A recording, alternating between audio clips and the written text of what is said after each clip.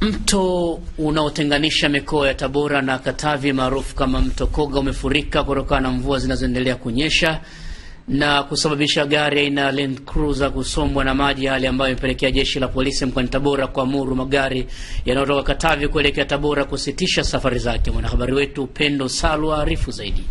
Ajali hiyo imepelekea jeshi la polisi mkoani Tabora kufikia hatua ya kutoa uamuzi huu kutokana na hali halisi inayozidi kutishia amani katika mto unaotenganisha mikoa ya Katavi na Tabora, ambapo watu 5 wameripotiwa kusombwa na mafuriko. Gari aina ya Land Cruiser namba T 597 BTC inayomilikiwa na bwana mmoja mkandarasi mkazi wa Mpanda.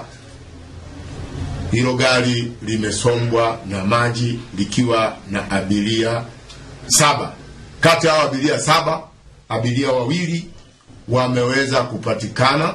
Abiria hao walipatikana baada ya kukwama kwenye miti ambayo ilikuwa kwenye mto huo, na abiria hao ni driver wa gari hilo anayejulikana Mbariki Sefu Hemed, mkazi wa Mpanda, pamoja na kijana ambaye anaishi Nyonga.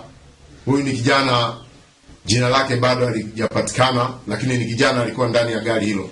Kwa mujibu wa maelezo ya watu waliookoka katika ajali hiyo, kwamba gari hilo, watu 5 ambao wameondoka na hilo gari ni akina mama 2 na watoto 3.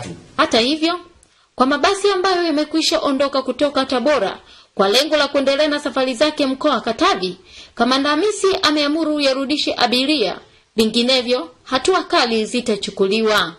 Magari ambayo yanatoka Tabora kwenda Mpanda kwa hivi sasa, magari ya abiria yasiende kwa usalama daraja la mto Koga mwanzo na mwisho, na mabasi yaliyoko wilaya Sikonge, hayo mabasi yasitishe safari zao, na ikiwezekana wawarudisha abiria walikowatoa. Aidha, mvua zinazoendelea kunyesha mkoani Tabora zimeendelea kuleta madhara katika sehemu mbalimbali.